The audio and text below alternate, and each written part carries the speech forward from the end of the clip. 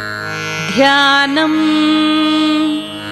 सत्यज्ञानसुखस्वरूपममलं क्षीराब्धिमध्यस्थितम् योगारूढमतिप्रसन्नवदनं भूषासहस्रोज्ज्वलम् त्र्यक्षं चक्रपिनाकसाभयवरान् बिभ्राणमर्कच्छविम् छत्रीभूतफणीन्द्रमिन्दुधवलं लक्ष्मी नृसिंहं भजे। उपास्महे नृसिंहाख्यं ब्रह्मवेदान्तगोचरम् भयोल्लालितसंसारच्छेदहेतुं जगद्गुरुम्।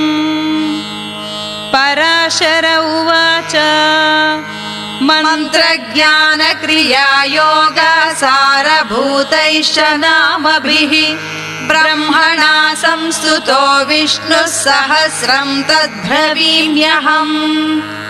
ब्रह्म उवाच ॐ नमो नारसिंहाय वज्रदंश्राय वज्रिणे वज्रदेहाय वज्राय नमो वज्रनखाय च वासुदेवाय वन्द्याय वरदाय महात्मने वराभयदहस्ताय